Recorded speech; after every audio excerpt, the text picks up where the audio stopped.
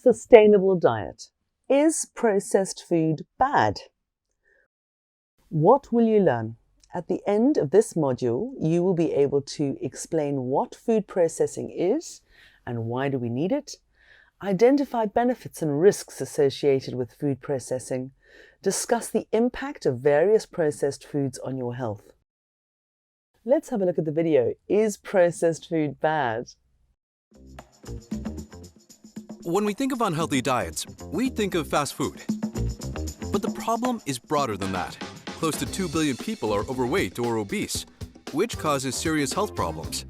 And yet, another 2 billion people do not have sufficient access to energy or vitamins and minerals necessary for growth and development.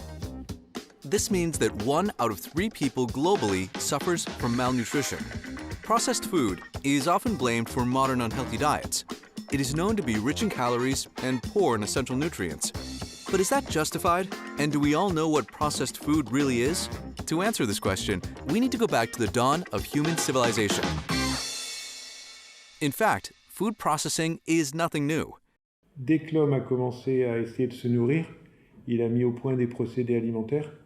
Le plus connu, certainement, c'est le fait d'avoir cuit les produits. Dr. Giles Tristram is the Director General of AgriParis Tech, one of the leading global institutes dedicated to teaching and researching the way we produce and consume food. On dit qu'entre 3 et 5 000 ans avant Jésus-Christ, il y avait déjà de la friture. Oh, that's interesting. Let's take another example. What do you know about milk fermentation?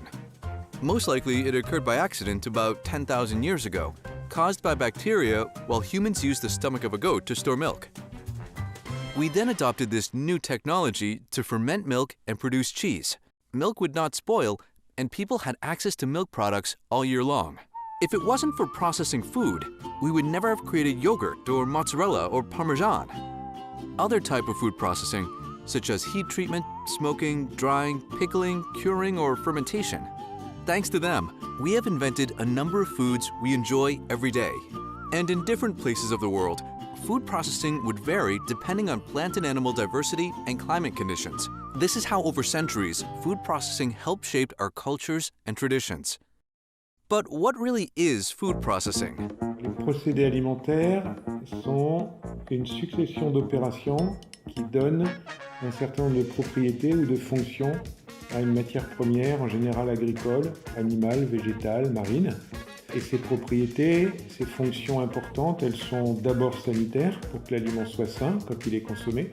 Elles sont nutritionnelles, pour qu'il y ait un bon impact sur l'homme, et que le produit au moins soit digestible, et puis ensuite, il y a les nutriments attendus. Sensoriel, parce qu'il doit être bon. Technologique, parce qu'on va le manipuler. On va couper un produit, on va l'emballer, donc on a besoin de propriétés. Et puis la dernière propriété importante, c'est la praticité, la façon dont l'aliment va être utilisé par le consommateur. Food processing has tremendously increased the availability of food. Many foods are not edible in raw form. Think of potatoes, for example. Conserving food longer has also helped us to reduce waste. But making food more available is also changing our food habits. For example, we no longer make cheese solely as a way to preserve milk. We make cheese because we enjoy the taste of it. It is now easier than ever to overeat and indulge on food. When it comes to food processing and the way it relates to our health, it is important to remember that the characteristics of the original food product are changed when food is processed. Let's look at another example. Flour. To make flour last longer and easier for baking, the oil and fiber are removed when separating out the starch. The final product can last for 3 months or longer instead of 3 days. This also means that the final product does not contain fiber, which is essential for a balanced diet. So we need to obtain our fiber from a different food source, or if possible, eat whole grain flour. So when we process food, we change its characteristics, and this may cause problems if some nutrients are no longer present in our diet, or if we obtain too much of other nutrients. Let's take a look at so-called ultra-processed foods. Ce qu'il y a dans l'ultra-transformation, moi je préfère parler d'ultra-formulation. C'est en fait quel est l'impact sur l'alimentation et donc sur l'homme d'ingrédients nombreux dont la fonction est discutable. Là-dedans, on met un certain nombre d'additifs, par exemple des additifs qui vont avoir un rôle sur la couleur d'un produit, Voilà. Est-ce qu'on veut avoir forcément une mousse de fraise rouge ou est-ce qu'on veut l'avoir grise? Voilà. Entre les deux, on va mettre quelques colorants parce que pour un consommateur, c'est mieux, mais on n'en a pas forcément besoin. On a des additifs par contre qui vont servir à conserver le produit. Donc si on ne veut plus les avoir, ça veut dire qu'il faut qu'on accepte que le produit ne soit plus de longue conservation ou suffisamment longue pour le consommer quand on en a envie ou quand on en a besoin. On a d'autres ingrédients qui sont des ingrédients de structure. Le gras est un élément. Si on veut faire des émulsions, on a besoin de gras parce que le gras et l'eau vont s'opposer, donc on va maintenir une forme d'émulsion comme on fait dans une mayonnaise par exemple. So, the recipe for ultra-processed food is multiple food transformations and the use of additives. Additives are strictly controlled by food authorities to ensure they are safe for consumption. Because of their high content of fat, sugar, salt, many ultra-processed foods have been dubbed as unhealthy. There is no clear evidence that ultra-processed foods are harmful to human health. What can be said is that the combination of salt, fat, and sugar that you can find in many processed foods cannot be found naturally in food. It is exactly this combination that make us experience food cravings. Eating some biscuits or crisps occasionally does no harm, but food cravings can lead to overconsumption and contribute to health problems such as diabetes or heart disease. Today, we have the possibility to solve these problems. La recherche avance énormément et elle avance par exemple pour remplacer le gras ou remplacer le sucre et en mettre beaucoup moins, mais en gardant la même perception sensorielle. Donc on est meilleur en nutrition et on est aussi bon en sensoriel et on est bon en sanitaire. Donc c'est très bien. On a réduit la faiblesse nutritionnelle de l'aliment ou son impact négatif. On a planet inhabited by 10 billion people and with limited natural resources, health and reliable food processing methods can play a big role in solving the double challenge of malnutrition and overconsumption. Et si les communautés ou les consommateurs bougent, les industriels bougent et les sociétés, les politiques publiques s'adaptent, même si ce n'est pas les mêmes moteurs. Les politiques publiques, le moteur principal, c'est la santé. La façon dont on fabrique et on consomme les aliments va changer dans les années qui viennent. Food processing is a cornerstone in our everyday life. Were you aware that when you were cooking, you were processing food? When you eat it, you transform it. When you make a fruit salad and you want to ensure the apples don't go brown, you add lemon. All this is food processing. So, we need to be aware of the benefits as well as the issues associated with processed food. Cooking and educating children about the way food is transformed helps us understand and connect to food. Staying active in our lifestyle helps us avoid the risks of modern ways of living and eating. And if you are concerned with ultra-processed foods, read the labels. Look for products that contain ingredients you can easily recognize and naturally provide essential nutrients such as fiber, vitamins, and minerals, building your diet around healthy eating habits. Il y a forcément des situations dans le monde inéquitables, déjà localement par l'agriculture, par les conditions climatiques, par les habitudes alimentaires. Et donc il y a des populations qui n'ont pas autour d'eux disponibles toutes les matières premières avec tous les nutriments nécessaires. Donc on fait de la formulation pour compenser ça. Et donc ça fait aussi partie de la difficulté de l'alimentation humaine.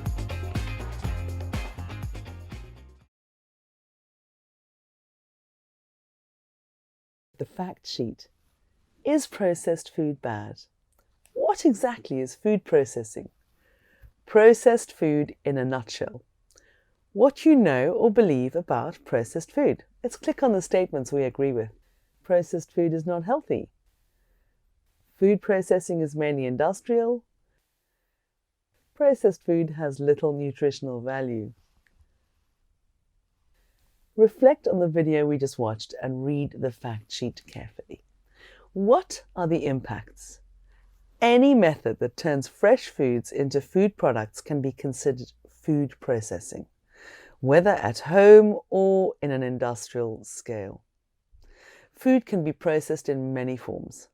Some of the benefits of food processing include making it edible, increasing nutritional value, improving safety and preservation, decreasing price, and reducing food waste. the role of food fortification as a way to tackle specific nutritional deficiencies such as vitamin A, iron or zinc may be especially important for low-income countries. Let's click on the infographic to read more.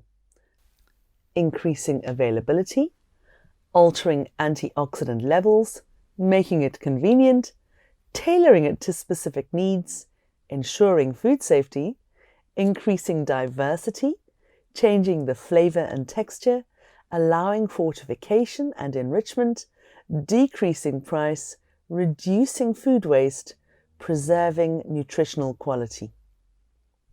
Now that infographic came from www.eufic.org.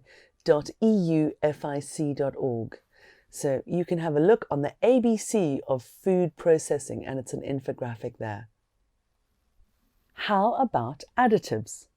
Food additives play an important role in preserving the freshness, safety, taste, appearance, and texture of processed foods. For example, antioxidants prevent fats and oils from becoming rancid, while preservatives prevent or reduce the growth of microbes, for example, mold on bread.